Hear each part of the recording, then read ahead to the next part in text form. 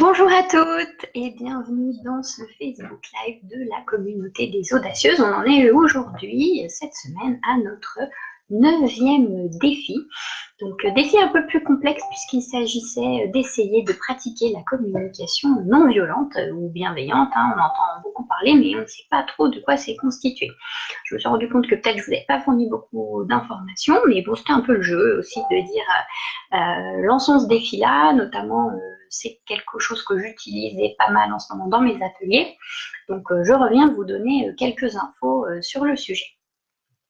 Bien sûr, je me représente, je suis Émilie, de Émilie Rose, coach avec une spécialité en psychologie positive et je accompagne vous les femmes à faire pétiller votre quotidien et en mettre du sens et de la joie par l'utilisation de plein d'outils. Donc revenons sur la communication non violente. Le principe, c'est que, en fait, souvent, on attribue la responsabilité de nos émotions et de nos besoins aux autres. Sauf que, bien souvent, nous sommes responsables de nos émotions et de nos besoins. Il y a un proverbe africain que j'adore qui dit « Quand tu as le doigt tendu vers quelqu'un, n'oublie pas que tu as les trois autres, ceux-là, pointés vers toi. » Donc ça veut dire « Pose-toi aussi des questions sur toi. » Et puis, le principe du coup de la communication non violente va être d'essayer de passer du tu à je. Voilà. Au lieu de voilà, tu m'embêtes parce que je me sens non respectée par exemple. J'avais lu dans un bouquin un acronyme qui était assez sympa pour retenir un petit peu comment ça marche. C'est l'acronyme FET. F-E-T-E, pardon, pas de T. Fait comme l'effet, toujours revenir aux faits. Lorsque je vois, lorsque j'entends, lorsqu'il se passe cela, les faits. Là, il n'y a pas de jugement, on est juste sur les faits. Je me sens, et là on est sur l'émotion, c'est-à-dire comment nous sentons, et là on va essayer d'apprendre à développer aussi un petit peu notre vocabulaire, parce que soit je me sens bien, je me sens pas bien, essayer d'aller un petit peu plus loin là-dedans. Déjà, est-ce qu'on est dans une émotion de colère, plutôt de tristesse, de peur? Quel est le mot qui différencie ça? En plus, voilà, parce qu'il y a des niveaux, on peut être un peu en colère, ou vraiment très très en colère, et on ne va pas utiliser les mêmes mots, nommer en tout cas les émotions de la même façon. Donc déjà, première chose, les faits. Deuxièmement, l'émotion, comment je me sens. D'accord? Avec cette émotion, l'idée, c'est de mettre le doigt derrière, et c'est ça souvent le plus compliqué, derrière le besoin. C'est se poser la question, qu'est-ce que j'aimerais vivre à ce moment-là et que je ne vis pas? Typiquement, je sais pas, on rentre chez soi, le conjoint, il n'a pas fait la vaisselle, ça nous met en colère, par exemple. C'était quoi, en fait, l'envie derrière? C'était l'envie de se sentir soutenu? C'était l'envie plutôt simplement d'ordre, d'harmonie dans la maison? C'était l'envie de reconnaissance peut-être aussi pour tout ce qu'on fait. Qu'est-ce qui se cachait vraiment en fait derrière cette colère à ce moment-là? Donc ça c'est le plus difficile. Il y a plein de listes aujourd'hui qui existent de besoins, qui représentent les besoins essentiels en fait des humains sur lesquels vous pouvez vous appuyer. Moi j'en ai une particulière que j'affectionne et c'est vrai que voilà, quand des fois je ne sais pas vraiment nommer ce que j'aimerais vivre et que je n'ai pas vécu à ce moment-là, je me penche sur ma liste et ça peut me donner de l'inspiration.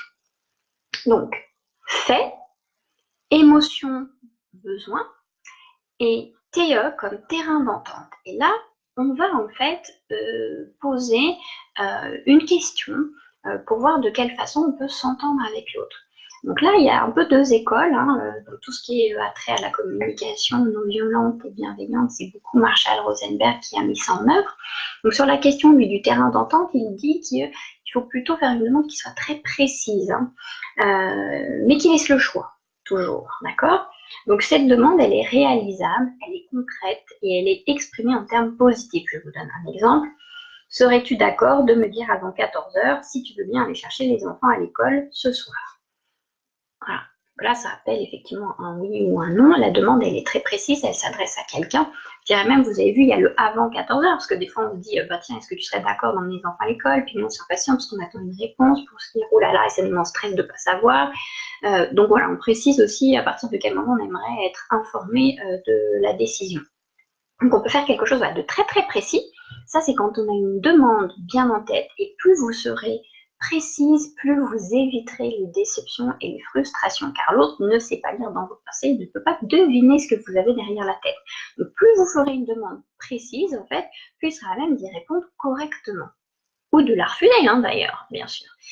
Ça, c'est sûr que quand on fait une demande, il faut aussi accepter que l'autre en face n'est pas toujours voilà, capable d'y répondre.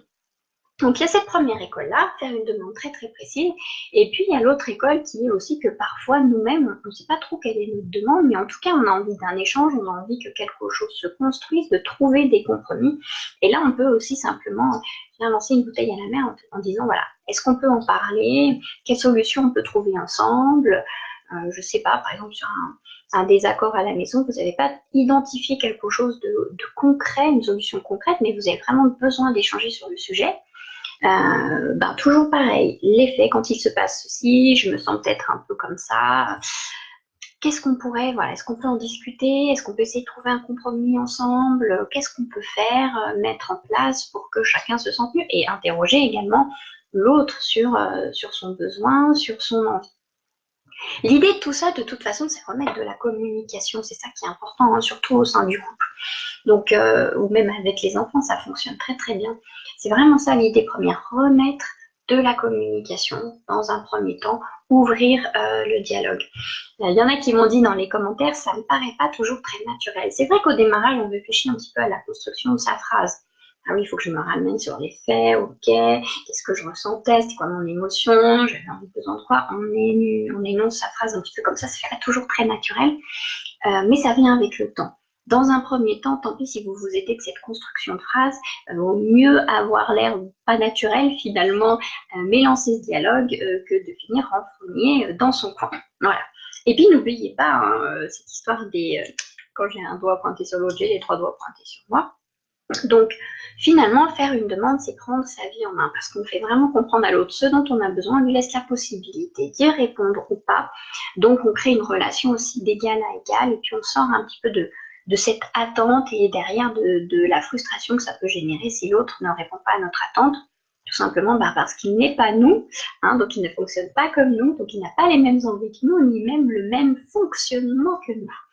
Voilà, donc je sais que c'est un défi un peu plus difficile à réaliser aujourd'hui. Si vous avez des questions, je serai toujours à même d'y répondre maintenant ou en commentaire, en post. Mais c'est vrai que c'est un outil qui est super intéressant. Je vous donne vraiment la base, retenez cet acronyme de FAIT. Et puis bien sûr, je pense que c'est quelque chose à approfondir. Vous pouvez très facilement lire le livre de Marshall Rosenberg. Je vous mettrai une photo du coup en post. Enfin, je vous mettrai le lien. Il est assez court, il est assez simple et ça vous donnera déjà de bonnes bases pour démarrer. Et surtout, ce que je voulais vous dire, c'est que c'était un outil super utile pour communiquer aussi avec les enfants. Vraiment, ça marche très très bien. Et puis, on leur apprend comme ça aussi à nommer un peu leurs émotions et à exprimer leurs besoins. Donc, ils n'ont pas tout ce travail-là à faire quand ils seront adultes comme nous. Voilà, et bien écoutez, en tout cas, merci de votre écoute. Le prochain défi, ça porte, comme on est un peu en vacances, sur le livre de développement développement personnel qu'on a envie de lire cet été. Moi, je suis partie sur celui-ci, puisque mon envie, c'est de lâcher la perfection, le lâcher-prise, continuer à travailler là-dedans et pouvoir vous proposer des super ateliers sur le sujet à la rentrée. Donc, voilà mon livre de vacances. Si vous avez envie de partager le vôtre, faites-le sous le post du défi, ce sera avec plaisir, parce que moi j'adore lire et du coup me nourrir aussi de vos inspirations et de vos choix, c'est un super cadeau. Voilà les filles, je vous embrasse et puis je vous dis à la semaine prochaine. Bye bye!